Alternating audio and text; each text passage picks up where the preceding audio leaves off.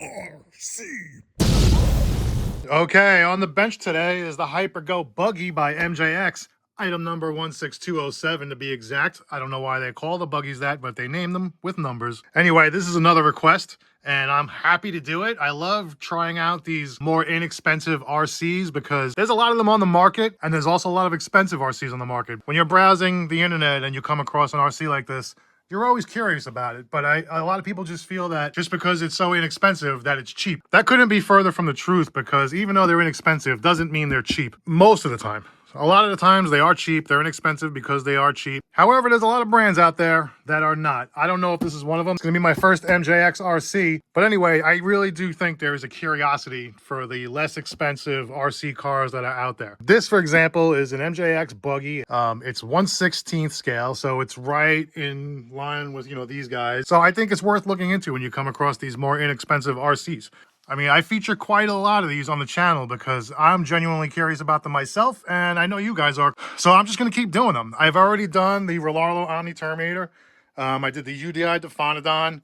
These are all inexpensive RCs. I think MJX, I've heard of them. I've seen other videos with MJX. I just have no experience with this brand, but I'm going to try them out. Let's get the box open. Slice, slice, slice, slice, slice. Man, there's a lot of tape on this box.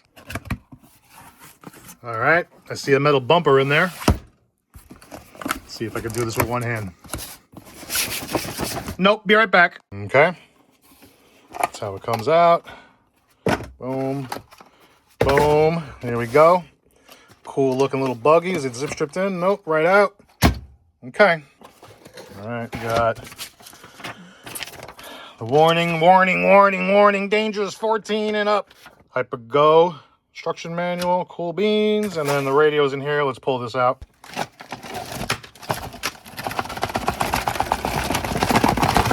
Okay. Nothing in there? Nope. All right, so in that box, you have a very light transmitter. This has got to be the lightest transmitter I've ever held in my life.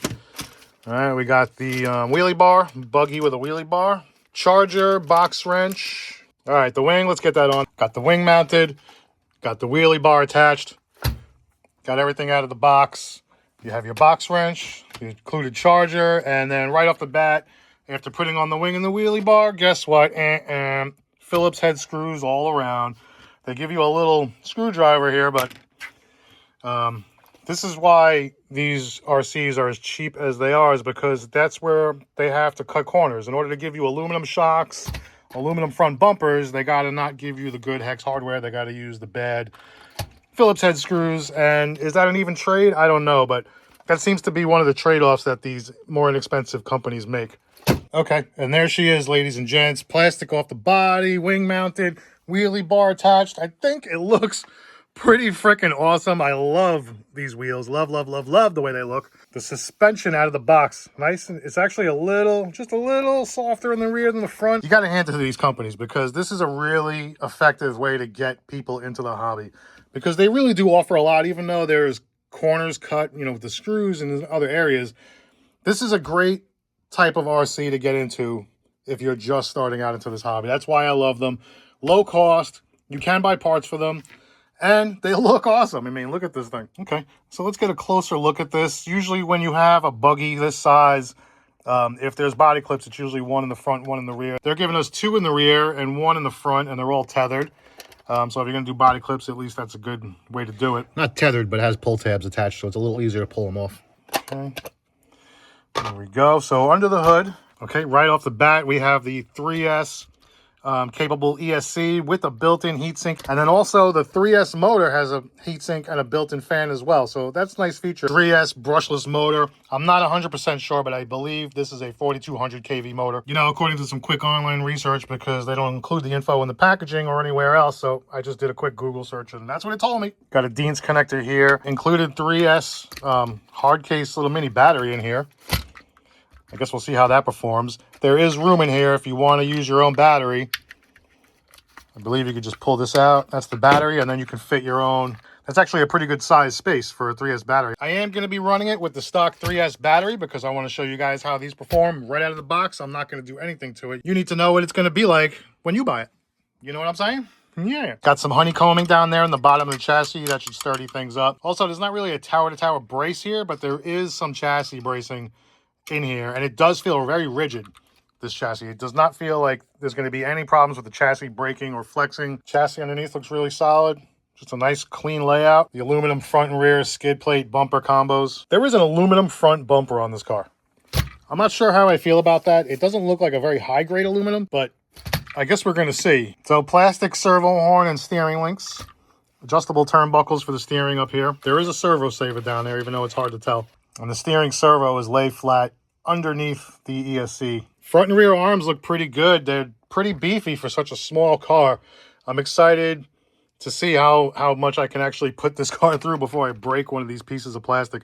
This wheelie bar is definitely going to be the first thing broken on this car. If the rest of the plastics are as flexible as this wing is, which I feel like they are, I think this is going to hold up pretty good. A lot of companies make the wing plastic a little more rubbery and flexible than some of the other plastics because they're high impact area. So that would make sense to me. But as long as the wing mount and the wheelie bar and the arms are, have similar flexibility, I think we'll be okay here. Interesting little Nerf bars attached to the side of the chassis there, so that when you put the body on, it sits between the chassis and the Nerf bar like that. See? Helps keep the dirt out. I mean, that's a nice little feature. Simple, but nice. Plastic shock towers and shock cap protectors here. That's nice. Aluminum Ackerman bar down there. Metal CVDs, front and rear. Aluminum oil-filled shocks all the way around. This is one of those things, you take the hex hardware away and then you add these aluminum anodized shocks. Is it worth it? Maybe. I don't know. I think some people would prefer the hex hardware. If you can't take the car apart because half the screws are stripped, then what's the point, right? So I don't know. I guess we're just going to have to see. But yeah, really nice anodized aluminum shocks that do seem to be set pretty nicely from the factory. The rear is a little softer than the front, but I think that kind of suits this style of buggy, which I don't even know. I guess we'll call it a buggy, a truggy. They're calling it a buggy with rally tires. These are nice tires. They're very aggressive block tread pattern. Medium to soft rubber compound on here. Beautiful wheels. I love these wheels. I think these are some of the nicer wheels that have come on some of the more inexpensive cars. But we won't know how good they are until we actually get out and run this thing without taking the car apart. The whole transmission is supposed to be metal, except for the diff housings. Every component of the drivetrain is metal. And you know I love metal gears, because if this motor ain't doing it, I'm going to put something crazy in. All right, so I don't know if this is an indicator of why something is less expensive or just not really thought out that well. As I'm messing around with the suspension, I'm like, why is there so much travel in the rear and then in the front? Like, there's nothing here. So now I'm like, maybe I can adjust the droop somehow, but like, there's just no droop. There's no droop setting, right? That's okay, there's no droop setting. But then I'm like, well, maybe I just adjust it on the shock tower itself. So if I want to move the shock to another position, which would be this innermost position, because it comes stock on this position. If you do that, then you can't tighten the screw all the way down because the shock cap right there gets in the way. You have to remove the shock protectors in order to put it on that position. All right, not that big a deal. Whatever, I'm willing to do that. But then I noticed that at full droop, like if you can go as far as it'll let you, you can see right there, that shock is not attached, right? You see how there's like a little more droop on this side versus this side, more like how the rear is. You see how the rear has a little bit of a droop there. On the front, the reason why there's no droop really is, see, if you let it hang without the shock attached, you can see that there's more droop than that side. So the shock shafts themselves are just not long enough in the shock body. They should probably be a couple of millimeters longer to let you get more travel. Otherwise, that's as far as you're gonna go. When really you could be going another 2 or 3 millimeters deep. See the difference in the droop there? Once I reattach this shock, I'm going to lose all that travel. I think the shock shafts need to be 2 or 3 millimeters longer here. Okay, and then last but not least, the very, very super light transmitter. Let me peel this thing up here. Lots of warning labels on here. Battery door is held closed with not only a snap, but a Phillips head screw. Only 2 AA's required. But this is a 3-channel radio. It's got throttle trim and steering trim. You can go 75 to 100% power. So this is a 16 scale 3S brushless buggy. Who else makes one of those? Arrma makes one of those. So these are the same class of vehicles. Very different prices, but same class of vehicle. These are very, very similar buggies. I mean, even look at the wheels. You got semi-dish wheels, aluminum shocks, aluminum shocks. What makes this one so much better than this one, right? Why is this one so much less money than this, right? It's not just because this has Phillips head screws and this one has hex hardware throughout. What else is it? You know what I mean? Why is this $119 and this $209? Not that this isn't worth 209 bucks. I love this. But why is this 119 bucks? We gotta have to find that out, right? It seems like they're both the same quality, just looking at it on the surface. Especially when you're talking about all metal gears, metal shocks. 3S is a huge price gap here. So doesn't that make you curious? I can't wait to bash this thing. I cannot wait to see what this is gonna do. Maybe it's 3S, but maybe it's not as fast of a 3S as this one is. I guess that remains to be seen. And I guess we're going to see right now. Let's find out. All right, guys, I'm out here. I came to this spot because there's lots of open parking lot, plenty of birds. And there's a nice grassy spot here. I can launch off the ramp and land into the grass that's filled with goose poop. So I guess let's rock and roll here. Woo, okay. Let me trim it up a little bit. Let me trim it up, guys. Let me get trimmed up. All right, guys, so let me get trimmed up and then let's go. So right off the bat, it is fast. It does need that wheelie bar. I'm actually surprised. Oh, what the heck? And now I just lost power. What happened? I just lost my power. I just lost throttle out of nowhere. Okay, I don't know. I just turned everything off and back on and it works again, so. Yep, very fast, guys. There's no question about it. Watch out, birds. Woo! Yeah, it's very fast. Very. Oh, and I lost it again. This is ridiculous. I keep losing throttle. Guys, this is ridiculous. I can't get 3 seconds without losing throttle. I'm beginning to understand why these are so cheap. So I keep losing throttle. The only way for me to get throttle is to keep starting and restarting. And then I get maybe 5 seconds of play. So let's see if I can get some jumps in before it dies again.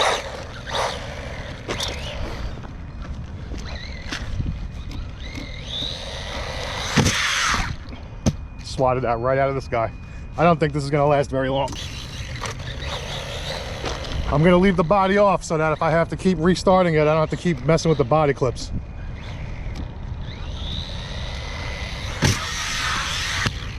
Probably broke it already.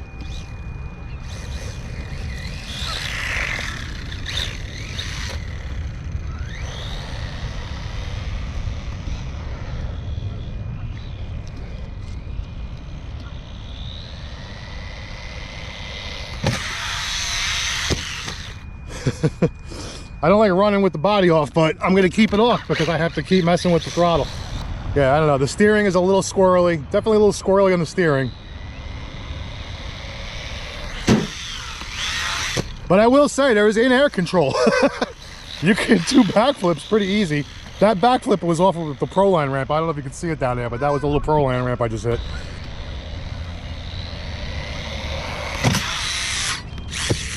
Plenty of in-air control. Plenty. Just got to get used to driving it. And plenty of power. Plenty of power, guys. The stock battery and the stock battery does seem to work, even though it's a little strange. You're getting lots of power here.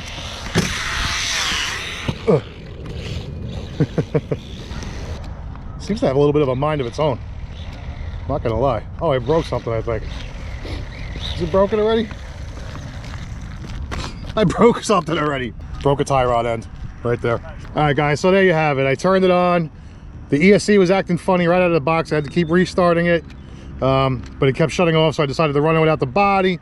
Got about 3 or 4 jumps in, and as you can see, I broke a tie rod end right there. Not a big deal. It's actually pretty cold out, so I'm not gonna judge it too hard, but it's got a lot of power. There's no question about that. I was a little skeptical of this weird battery, but lots of power. You do wheelie a lot. I thought this wheelie bar would be the first thing I broke, but I broke a tie rod end, which is no problem. I mean, those are easy to replace, easy to upgrade. So I don't know. I think a better battery, stronger tie rod ends, and I don't know what's going on with the ESC. It just shuts on and off on its own for some reason. So I don't know. It's fast, it's got a lot of power, it wheelies, it's got in-air control, electronics. The motor seems really strong, the battery seems really strong, the ESC seems really weak, and those gray colored plastics seem pretty weak. All the other stuff seems pretty good. So if you're willing to change a few little things, You potentially have a really good truck here. This might be a good upgrade build candidate, so I might do that in the future. All right, guys, I came back to the bench. I made a quick repair. I had a tie rod end on hand that'll work, so let's get this thing back out. I didn't want to gyp you guys out of a good review and a good video, and I also wanted to make sure I gave the truck a fair chance. You know what I mean? Sometimes things break and it just happens. You know what I mean? That's not really something you can hold against this truck. That's a part that breaks. I'm happy to come back, make a repair. It makes me feel better to give you guys a better video and also to give the truck a fair chance. Sometimes things happen, guys. Let's get back out there and bash. All right, guys, all fixed up in a new spot here. It's a little cold and windy, but let's rock and roll. Let's see what this thing can do now.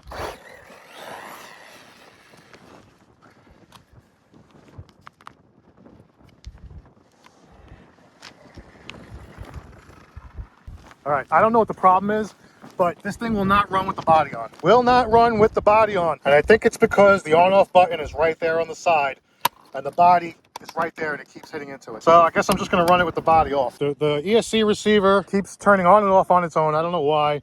I thought it was because the body was hitting the little on-off button there, but it just keeps cutting out on me. So let's see how far I can get before this thing cuts out again. And it's a shame because it's got a lot of power and it handles pretty good. But, you know, what good is it, you know, if it doesn't run?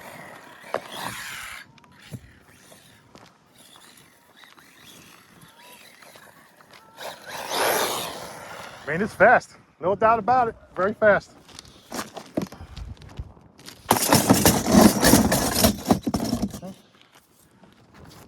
See? Cut out again. It literally cut out again. This thing does not stay running for 2 seconds. Okay, let's try it again. This is like the 5th time I had to restart this thing.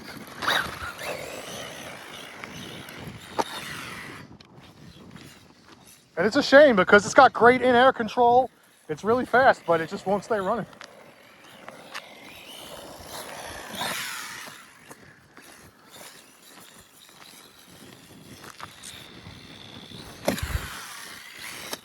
But, you know, when it's running, it runs good. It really handles well in the air. It's a good jumper. Really good jumper, in fact. Okay, this is now like the 7th or 8th time it just stopped running on me. Have steering. Steering's good. Just restarted it again.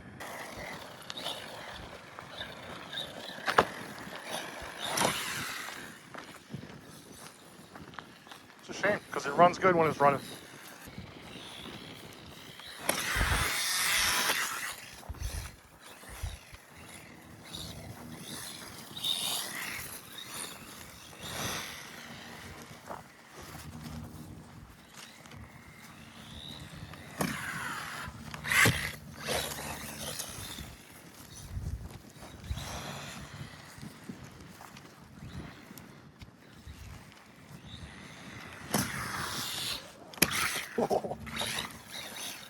Sick in-air control, guys. Like the sickest in-air control for a small buggy. I mean, you saw that. Look at the in-air control. It's incredible. It really is. It really is a good little truck, man. It's a good little buggy.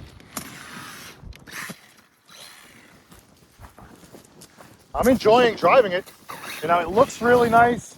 It drives great when it's driving. It's just maybe I have a defective one with the ESC. I'm not sure. Because I've seen other videos and I don't think other people were having that issue with the ESC unless I missed it. But I will say running it is fun. It drives great. It handles great. Handles really great in the air. You know, it's just so awesome. You know, it does. It handles really awesome. It's a fun little truck.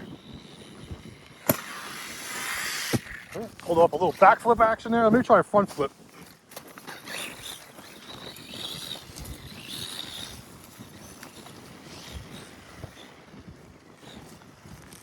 Okay. Yeah.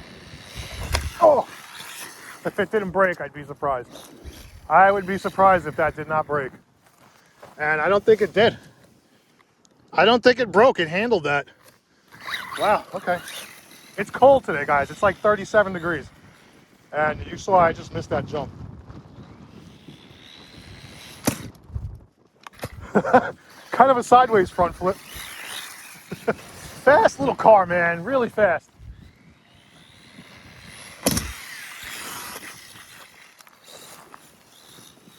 and strong. Got to give it to it. I broke a tie rod earlier in the video. Oh, there we go. There it goes. I don't know if that's because of the battery or because of the ESC. Okay. All right, let's see what we got here. Nope. Look it on. Let's see. Okay. All right, we'll try it again. Not the battery. You guys see the ESC keeps cutting out on me. I think that's kind of bizarre. Nope, there it goes again. That is not battery, guys. That's the ESC. Try it again. I'm going to restart it again. All right, guys. I don't know. It's just not working. This ESC, I think, may be defective. I'm not sure because I'm really having a hard time keeping this thing running. It just keeps cutting out on me. Despite having fans, it's 37 degrees out. So it's not because it's too hot. I don't know. Let me know if you guys are having the same problem with this. I mean, other than the ESC cutting out on me, I have no issue with this truck. It is very strong. It's very fast. It handles really good in the air, and it looks awesome. I don't know, guys. I think that's going to be a wrap on this one. I'm going to do a little work on this, and I'm going to do another video after I upgrade it, which I'm actually looking forward to because I do think this is a good candidate for some upgrades. So I'm going to tweak the shocks a little bit. Not that it really needs it in the rear, but the front shocks need some tweaking. I'm going to put new electronics in. And then I'm going to try again, guys. So I understand that this is a couple years old now, guys. This was a request from a couple of people. I hope that was helpful for you guys. It certainly was helpful for me. I don't know that I'm going to get another MJX. Tell me in the comments if I got a bum one because I've seen a couple of videos on this and it actually looked pretty good to me. So let me know in the comments what you think. Should I give this another chance? And be honest, let me know if this is junk or if I should really just keep going with this. I do want to do an upgrade build. But let me know, guys. Seriously, I want to know what you guys think of this. And thanks for watching, guys. Don't forget to like, subscribe, all that fun stuff. Thanks again, guys. Have a good one. RC.